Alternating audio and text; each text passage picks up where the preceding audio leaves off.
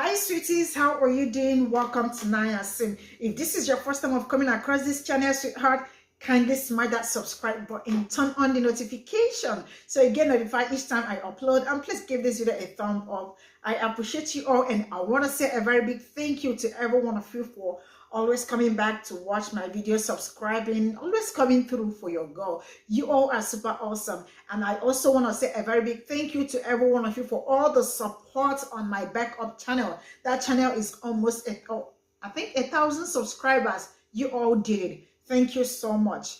So today we'll be talking about something really very important. It's actually about a white man who this woman actually supports Black community, like Black people.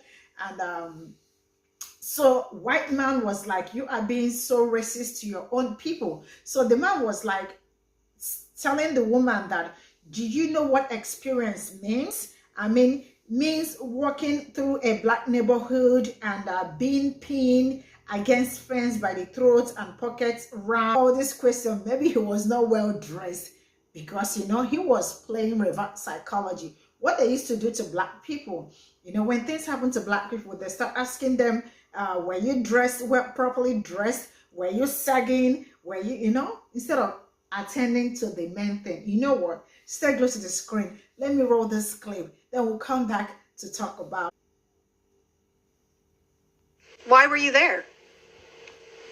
Did you belong in the neighborhood? Did you have friends there? Did you live there? Were you up to no good? Were you acting suspicious? These are all questions that Black people get asked when they're in neighborhoods they don't belong in. Maybe the person who put you up against that fence and ran your pockets was suspicious about why you would be in the neighborhood. Maybe they saw your TikTok.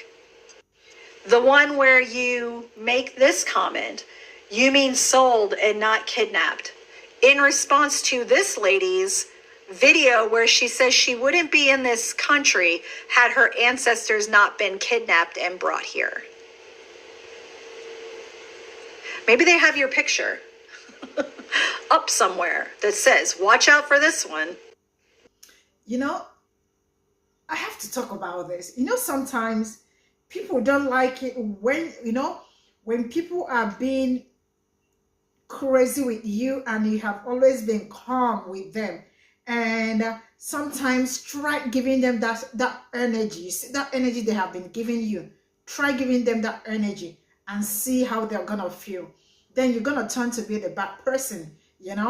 I love this energy. This is the energy that we need now. E for energy. I love the question she asked. Maybe he was not supposed to be there, because I wonder what he went to that neighborhood to do. Does he belong there? Did he keep something that he was looking for that brought him to that place? I am also confused. Why did you go to that neighborhood? So you know what? Let's get into the stitches and see what people are saying about it. And actually, also there is a video somebody like a Mexican man also did, and he was saying that they warned him to not to stay in a Black neighborhood, and he actually did stay in a Black neighborhood, and Black people got his back. So more than his people got his back. You know what? Let's get into this video. Here we go. Why were you there? Did you belong in the neighborhood?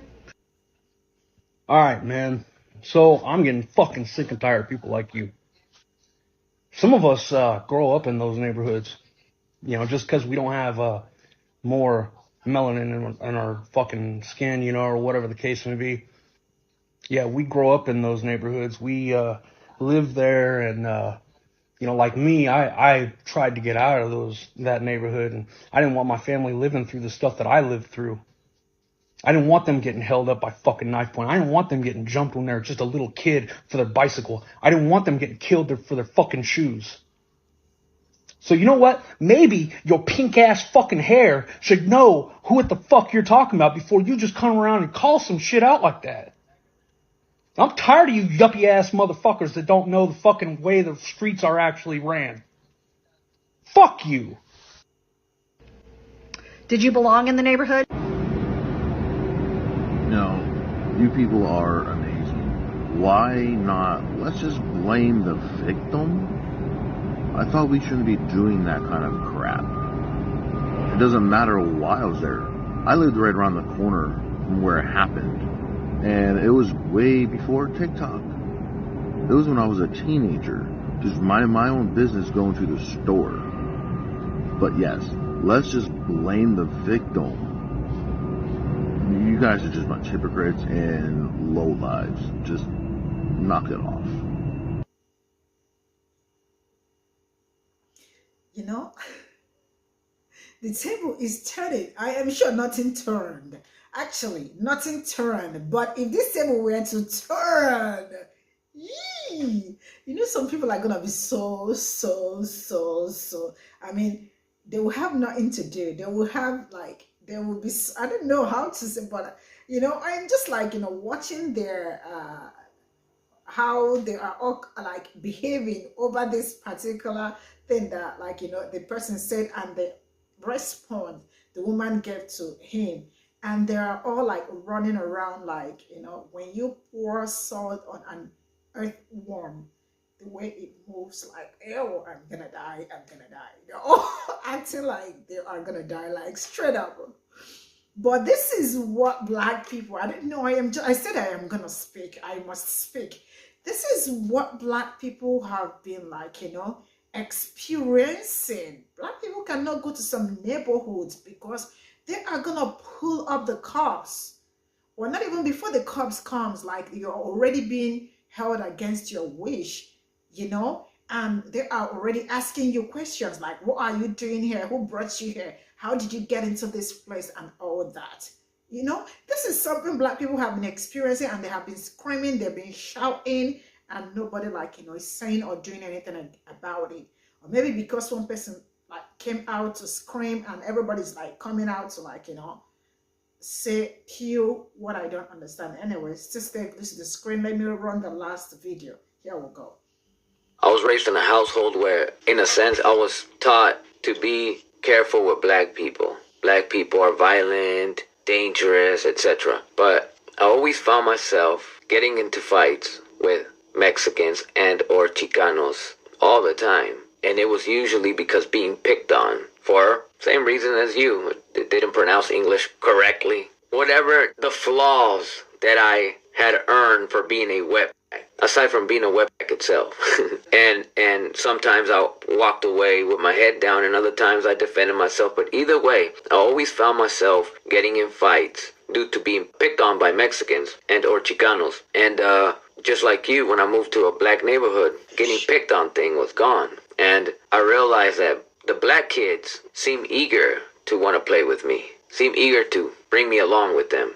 And I remember wondering once, I was warned to be careful with these people, but I don't feel endangered when I'm with them. On the contrary, oftentimes when I'm roaming with them, I feel very safe. But yet, the first time I attempted to bring a Black friend to the house, my mom, don't bring that Black kid in. And you know what's crazy though, man? It wasn't just the Black kids. It was anyone who's dark skinned, even if they were my complexion. Don't bring that prieto in here. But if it was a light skin, regardless if it was a Chicano, whatever, or a white person, if they're light skinned, there's no problem in bringing them in the house. But if it was a dark skin with a black or a brown, that was my complexion or darker, no metas ese pinche prieto pa dentro. So, what do you think when people say that Mexicans, or Mexico rather, there is no racism in Mexico?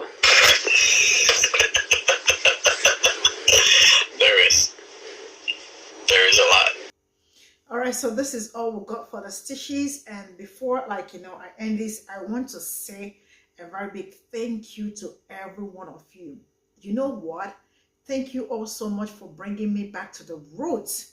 Thank you all so much for, like, you know, I feel so much connected to the roots. I feel so much connected to you all. I feel so much connected to, like, you know, to my existence, to, like, you know, to this Black and everything that comes with it. You know, Black is luxury. Black is so many things, you know. So I am not gonna thank you all enough, because right now I feel like I own so many things. Like I own myself. I own some certain things, like, you know, experiences and all that.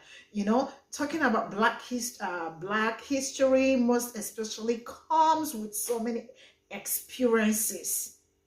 And trust me, the experience is something that I will never stop sharing. Like it's just something that I love, and I am so pleased that, like, to be connected with every one of you. I really do appreciate you all. Thank you all so much for all the love. Keep shining, keep winning. See you all in my next video. Bye for now.